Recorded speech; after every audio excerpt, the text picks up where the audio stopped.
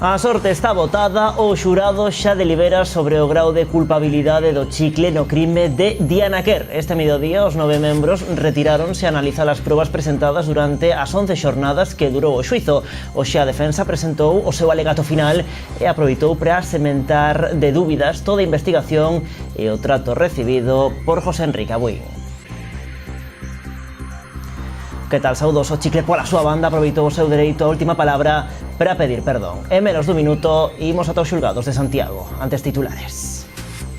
O excontable da confraría do Grove recoñece que retirou 220.000 euros das contas do pósito e os gastou no casino da Toxa. Con todo, nega que se apropiara de máis cartos. As conselleiras de Infraestructuras e do Mar mantiveron un encontro cos alcaldes de Arousa Norte. Analizaron as obras en materia de depuración. O Sergas vai incorporar un novo pediatra que traballará a media xornada nos concellos de Meis e Meaño. A alcaldesa meisina di que a medida é insuficiente. E o presidente da Deputación da Coruña inaugurou a nova sede da Policía Local de Rianxo. O traslado do servizo vai se realizar en xaneiro. 17 embarcacións comezan en Cambados unha nova campaña de extracción de vieira. O produto presenta un bo tamaño, pero lonxe dos máis grandes recollidos. Viámolo ao comezo, o xurado xa delibera sobre o grau de culpabilidade do chicle no crime de Diana Quer. Este mediodía, os 9 membros retiráronse a analizar as probas presentadas durante as 11 xornadas que durou o xuizo.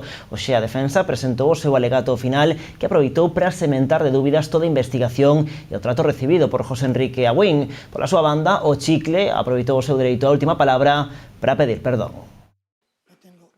No tengo nada más que añadir a lo que dijo mi abogada y pedir nuevamente perdón. Nada más. Con estas palabras, José Enrique Abuín pechaba a 11ª e última xornada de xuizo polo crime de Diana Quer, unha sesión dedicada a escoitar o alegato final da súa abogada, que só recoñece un homicidio imprudente ou con dolo eventual, castigados con penas de 2 anos e medio ou de 5 a 7 anos de cadea. Que mi defendido no es inocente, es culpable, es el responsable de la muerte de Diana María. Y la ha arrojado a un pozo. Y eso es horrible. El dolor permanente no justifica la prisión permanente. La venganza sí. Fernanda Álvarez cuestionou toda a instrución do caso dende a actuación da Garda Civil a dos forenses. Segundo a letrada, toda a investigación foi dirixida para culpar o chicle de detención ilegal, asasinato e agresión sexual, cando en ningún momento se atoparon probas que o demostren. He retrocedido a la época medieval. Y me siento frustrada, muy frustrada. Porque, señores, estamos hablando de una cadena perpetua, con pruebas rigurosas. Lo que dice que es cierto. Tienen que demostrar que la detuvo, que la maniató, que la violó y que la asesinó con una brida, pero de manera rigurosa, no como un circo. ¿Vale? No, aquí no hubo un proceso acusatorio, aquí hubo un proceso inquisitivo, como en el Santo Oficio. Nesta liña recoñeceu os antecedentes do seu cliente e algúns dos comportamentos que se sinalaron durante o xuizo, pero apuntou non o convirten nun asesino ou violador. Axustándose a súa versión, asegura que o chicle atacou a Diana de xeito instintivo. Está claro que José Enrique se convirtió en depredador sexual a partir de su confesión en el 2017.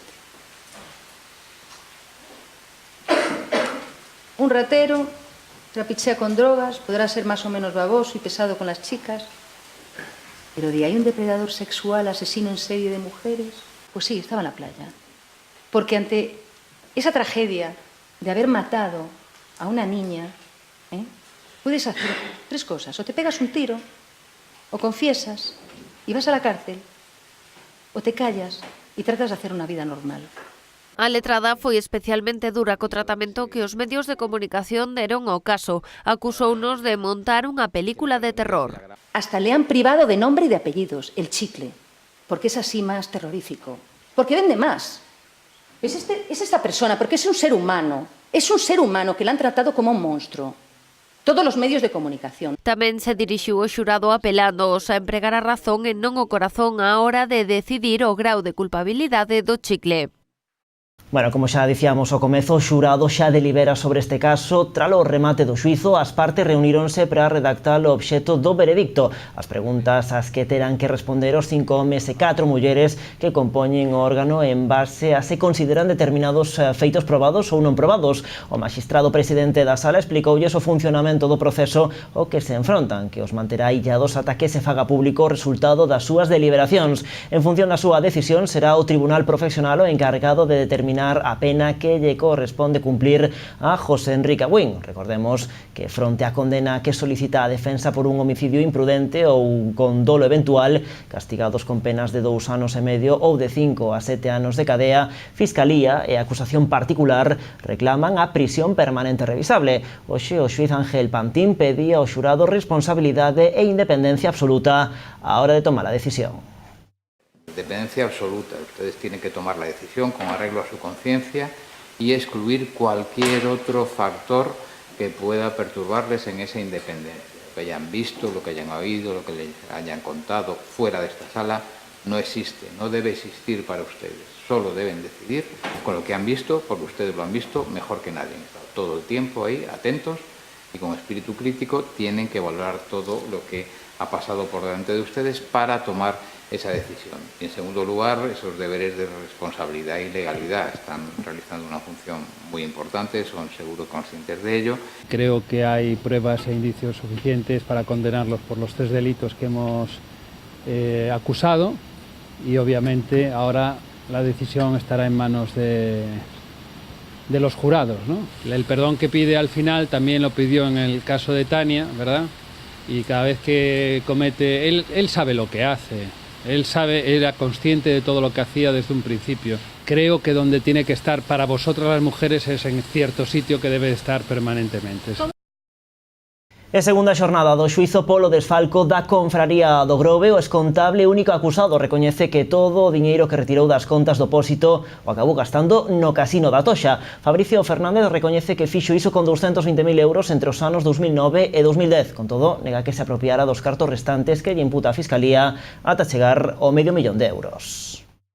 Na segunda xornada do xuízo, Fabricio Fernández recoñeceu, como xa confesara nos xulgados de Cambados, que pasou cartos das contas do pósito ás súas e que retirou diñeiro en efectivo. Recoñece que fixo iso con 220.000 euros entre os anos 2009 e 2010, que despois perdeu íntegramente no casino da Toxa. La verdad es que empecé a coger dinero de las cuentas de la Confraría con la intención siempre de jugarlo, de recuperar el nivel y devolverlo. Pero eso cada vez se fue haciendo muchísimo más grande. Es decir, hoy perdía 6.000, mañana me tiraba 6.000 otra vez para volver a jugar y poder ganar 12.000 para poder devolverlos.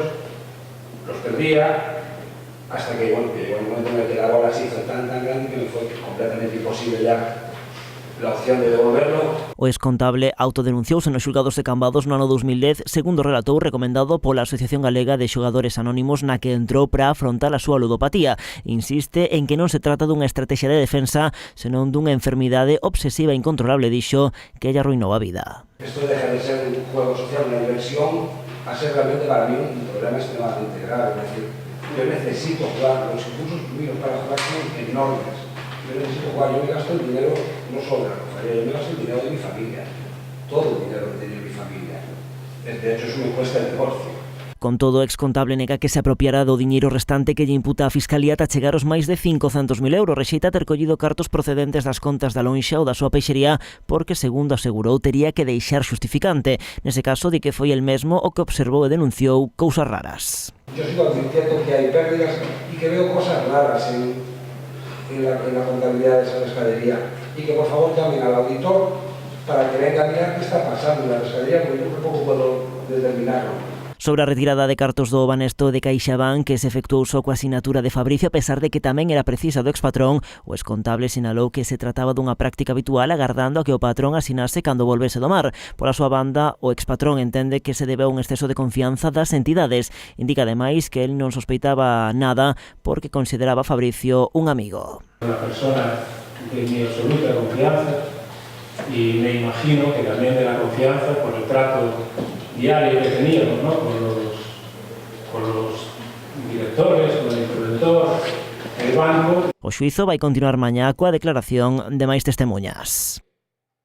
É detido un veciño de Ribeira por un presunto delito de maltrato animal. A investigación iniciouse a raíz dunha denuncia presentada pola protectora Callejeros Barbanza tras detectar as malas condicións en que o home tiña o seu can atado con cadea e sen alimentalo. Axentes da Policía Nacional presentáronse na vivenda do home situada na parroquia de Oleiros. Ali puideron constatar o falecemento do can, cuxo cadáver presentaba signos de violencia. Foi trasladado ao veterinario para realizarlle a autopsia confirmando a morte por maltrato.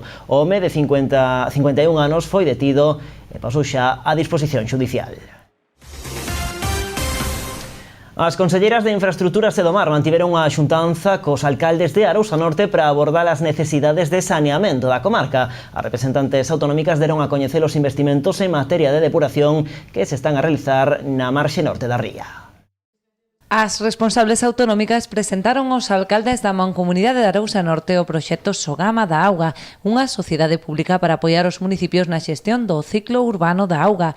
Esta iniciativa, que xa foi ben acollida polas confrarías galegas, implicaría a colaboración de todas as administracións para a correcta explotación e mantemento das infraestructuras municipais. A este respecto, a Xunta de Galicia leva xa investidos 56 millóns de euros no marco do Plan de Saneamento da Ría de Arousa, que está executado nun 80%. Na zona norte da Ría de Arousa levamos investidos a 56 millóns de euros. Estamos tamén realizando investimentos importantes en Rianxo, 14 millóns de euros. Na zona sur da Ría de Arousa son máis de 17 millóns de euros programados para actuacións de saneamento e, polo tanto, en total son 87 millóns de euros da Xunta de Galicia para axudar os concellos nas súas competencias de saneamento e depuración e para mellorar a calidade das augas na Ría de Arousa. As obras realizadas nos últimos anos ao abeiro deste plan permitiron tamén mellorar a clasificación en moitas zonas de produción marisqueira e polígonos de bateas, 7 delas na Ría de Arousa. Bueno, a turné de altos cargos da Xunta pola comarca non parou aquí. Ata Noia chegábase tamén esta mañá a conselleira de Medio Ambiente, Ángeles Vázquez. A súa visita tiña como finalidade comprobar o resultado das obras de humanización e reordenación levadas a cabo na céntrica Praza das Américas. A actuación contou cun investimento de preto de 80.000 euros. Acompañada do alcalde Santiago Freire e varios membros do equipo de goberno, a titular de Medio Ambiente visitaba esta mañá a Praza das Américas, onde nos últimos meses se veu desenvolvendo unha actuación que tiña como principal finalidade a humanización e ordenación da zona. As obras, cun orzamento de preto dos 80.000 euros, estaba incluída dentro do Plan Urbe. Foron un total de 200 actuacións en todo Galicia, as desenvoltas dende que no ano 2010 se puxo en funcionamento o Plan Urbe e só neste ano, no ano 2019, temos un total de 90 actuacións entre licitacións, adxudicacións e remate de obras como este caso, e que supuxeron unha movilización de capital de preto de 13 millóns de euros. Co cal, doble obxectivo, humanizar, mellora de servicios e tamén dinamizar económicamente. O alcalde agradeceu o investimento aportado pola Xunta, que permitiu poder levar a cabo a actuación, coa que, ademais de reorganizar as zonas de estacionamento existentes, posibilitou poder aumentar a seguridade viaria e mellorar tamén o aspecto paisaxístico dunha zona importante da vila. Que supón a reordenación do tráfico na zona, supón tamén unha mellora da accesibilidade, mellora das condicións de seguridade viaria, habilitación de determinadas prazas de estacionamento na zona que está ás nosas costas, próxima ao garaxe Chicho, e unha actuación que se ve complementada con outras que se desenvolveron ao longo dos últimos tempos para mellorar as condicións de accesibilidade na zona do barrio de San Lázaro, tamén para mellorar esa accesibilidade ao centro de saúde. E, bueno, pois o que quero é trasladarlle á conselleira unha vez máis o agradecemento, porque a colaboración entre as dúas administracións posibilitou unha actuación moi demandada. Máis asuntos, o Sergas vai incorporar un novo pediatra que vai traballar a media xornada nos concellos de Meis e Meaño. A alcaldesa meisina di que coñeceu a noticia polos medios de comunicación. Considera que se trata dunha medida insuficiente e unha falta de respecto institucional. Marta Giraldez descoñece o nome do pediatra e tamén cal vai ser o seu horario de traballo. Unha das grandes demandas do Concello de Meis está preto de chegar ao seu final, pero non sen polémica. Tras moitos meses demandando un pediatra, a área sanitaria de Pontevedra e o Salnés normalizará a cobertura infantil nos concellos de Meis e Meaño. Así o informou a Consellería a través dunha nota de prensa. Me sorprende e me entristece que teña conocimento dela a través de vos, dos medios de comunicación, non? Por parte da xerencia dos Sergas, pese a que desde aquí, desde o Concello de Meis, enviamos continuos requerimientos, cando tivemos problemas con facultativos, por ausencias, polo tema de pediatría. Fomos a unha reunión co xerente dos Sergas fai mes e medio, sempre tivemos un contacto fluido, sempre que o xerente chamou, esta alcaldesa estaba ao outro lado do teléfono, sin embargo, desta noticia temos coñecemento a través dos medios de comunicación. Ambas localidades repartiránse ao especialista a media xornada, unha medida que dende Meis consideran insuficiente. Obviamente, mellor que non ter servicio de pediatría pero tampouco é suficiente. Un facultativo a media xornada para dous concellos como son Meis e Meaño considero que non é suficiente, e máis cando vimos dun período de meses sin este servicio, vimos dun período no que se mandou médicos non especialistas en pediatría. Dende o Concello descoñecen cando se presentará o servizo e en que horarios. Que vamos a ter unha hora e media, 2 horas, cando menos a mí me parece unha tomadura de pelo. O poño así en cuarentena, porque descoñezo oficialmente cales son os horarios, e estou agardando a ver se desde a xerencia dos Sergas se me informa. Hasta ahora, pois non, e o meu teléfono está aberto a todas as chamadas, como ben sabedes. Segundo a alcaldesa, o mal servizo está a provocar que moitos pais trasladen os seus fillos a outras localidades veciñas. E o que está aquí a pasar é que a xente se está indo a outros concellos, traslada as súas cartillas a outros centros de saúde, onde hai un servicio de pediatría constante, non? E a horario completo. Entón, a verdade é que a mí me parece insuficiente a medida que leo nos medios de comunicación, e en segundo lugar me parece unha falta de respeto que non se lle anuncie a representante dos veciños e das veciñas de Meis, que son eu, alcaldesa. O Sergas informou que o novo pediatra incorporarase o vindeiro 4 de decembro. Polo de agora, descoñécese o horario que terá o especialista en cada concello. E cambiamos de asunto. 17 embarcacións comezan en Cambados unha nova campaña de extracción de vieira. O produto presenta un bo tamaño, pero lonxe dos máis grandes recollidos. O tope desta semana é de 1000 kilos ao día, que pasará a 3000 a partir do vindeiro luns. A Confraría de Cambados comezou onte unha nova campaña de extracción de vieira. Nesta primeira semana, o número de barcos que saen a captura deste bivalvo son 17. O límite para comenzar é de 1000 kilos por barco e non hai moita abundancia de produto. Empezamos onte, aquí na zona 4, que lle chamamos a zona do Herido, empezamos 17 barcos. Somos os que estamos andando ahora mismo, levamos 2 días, onte máis hoxe, e os topes, como son poucos, pois vanse facendo, pero en principio parece que non se ve moita abundancia de vieira como ano pasado. O bivalvo presenta unha gran calidade e o seu tamaño supera os 12 centímetros. De momento a vieira é unha vieira de 12 e medio. Non hai aquela vieira grande que collemos todos os anos de 15, 14, non, é unha vieira toda igualada, pero de 12 e medio. Para a semana o límite ascenderá a 3000 kilos ao día, o que fará que se sumen máis barcos.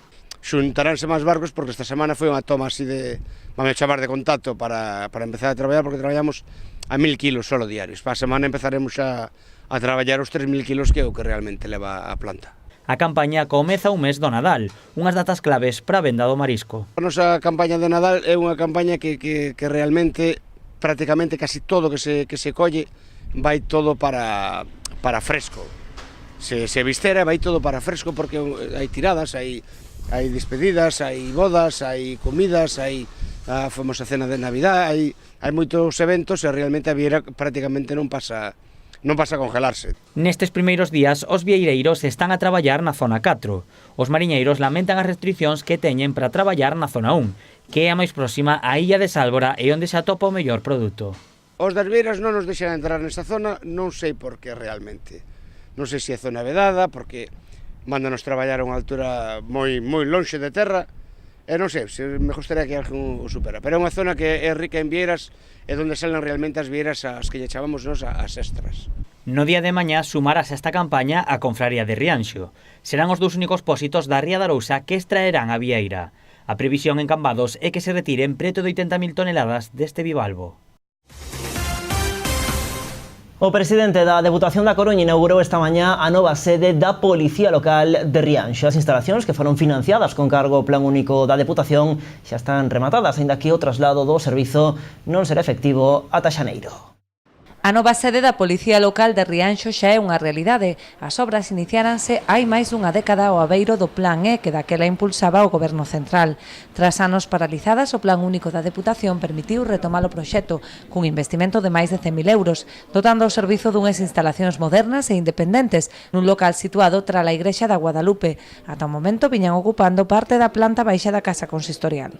Que dotar dun equipamento público novo, individual, independente, con todas as comodidades e modernidades para un corpo que é esencial na vida municipal de Rianxo. E agradecer á corporación pois a colaboración coa Deputación, a Deputación que neste caso, como sempre, apoia na parte máis importante, que é a parte dos recursos económicos para materializar as necesidades dos concellos. Neste caso, como digo, dotar dun equipamento municipal tan esencial como a sede da Policía Local. Ademais dunha notable mellora nas condicións de traballo, esta nova sede suporá unha maior operatividade do servizo. As instalacións contan con área de oficinas e atención cidadá, unha sala de rexistros e vestiarios, repartidos en algo máis de 200 metros cadrados.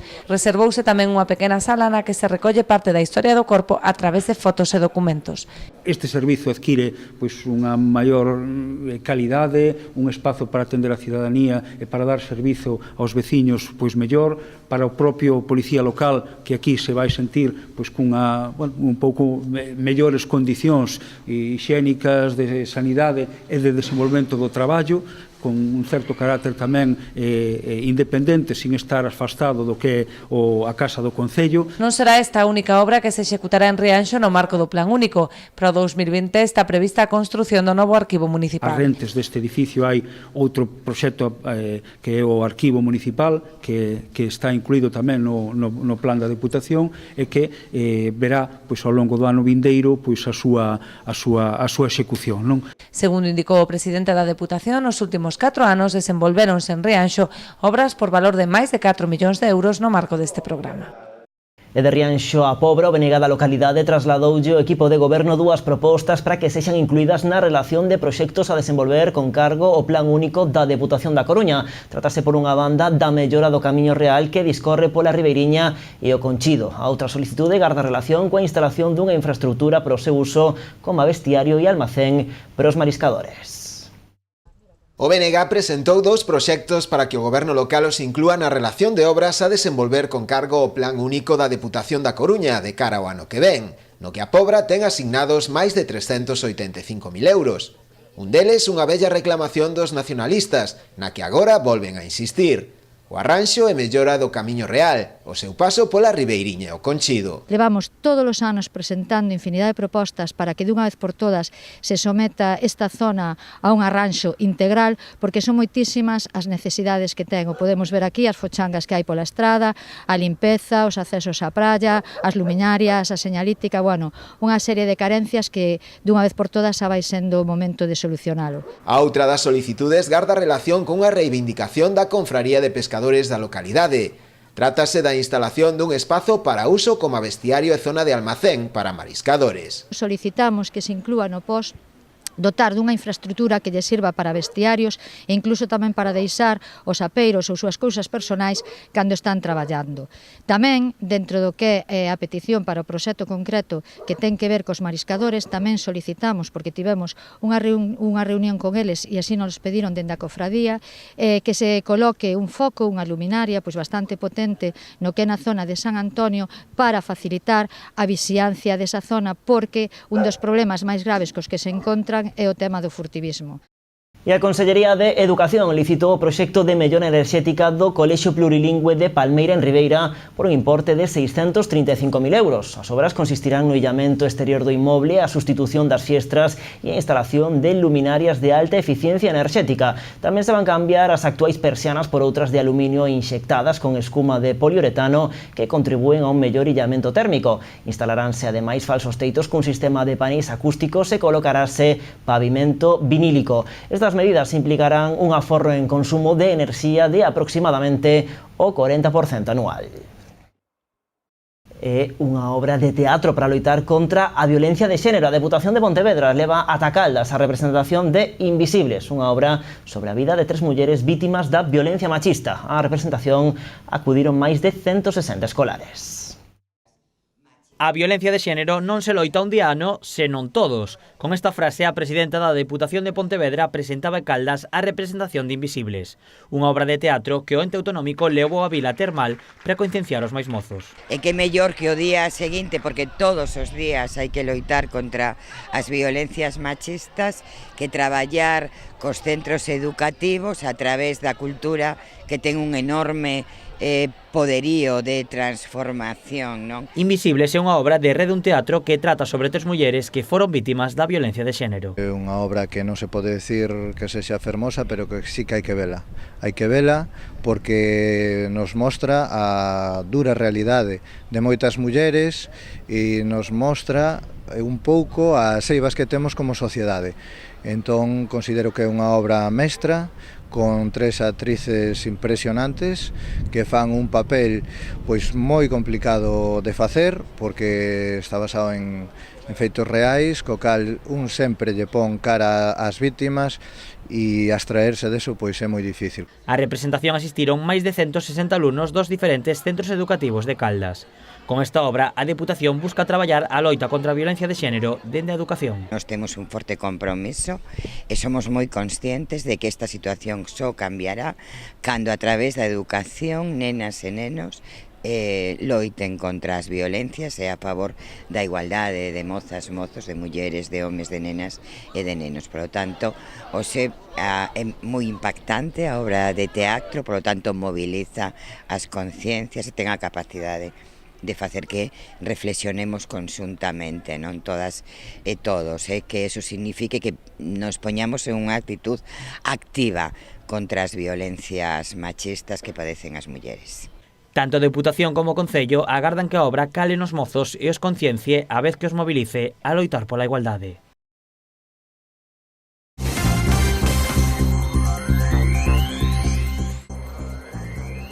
Rianxo en Común celebrará mañá mércores ás 8:30 da noite no Cuartel Vello a segunda das xuntanzas que están a organizar cos responsables do comercio local. A finalidade destes encontros non é outra que seguir analizando xuntos a situación que vive o sector e tratar de artellar un programa de medidas para revertela. O Obradoiro de Mindfulness en Familia puxo fin ao curso 2019 da Escola de Familias de Rianxo. Ao longo do ano impartíronse outros 2 talleres, un de disciplina positiva e outro de alimentación saudable. Tras a clausura, o Concello xa está a planificar os contidos da próxima edición. Estas actividades enmárcanse no proxecto Apego, que busca a mellora da socialización a través da lingua galega. O vindeiro domingo celebrarase unha nova edición da carreira popular Mar de Boiro Memorial Pepe Buceta. Esta proba está incluída no calendario oficial da Federación Galega de Atletismo e forma parte do 4º circuito de carreiras populares de Arousa Norte e do 6º circuito provincial da Deputación da Coruña. Coa fin de abrir o abano de participación, haberá 3 distancias, 200 metros para os pequenos menores de 7 anos, 2,5 km para escolares e 10 km para a categoría xeral. Xa está aberto ata o vindeiro xoves o prazo de inscripción a través da web msports.es. A cota é de 6 euros na categoría xeral e de balde para os escolares. Esta foi unha xornada complicada na cidade de Pontevedra por mor do mal tempo. As principais complicacións estiveron na autovía de Marín. Falamos deste asunto de contado xa no tempo do Pontevedras 10. Ata agora.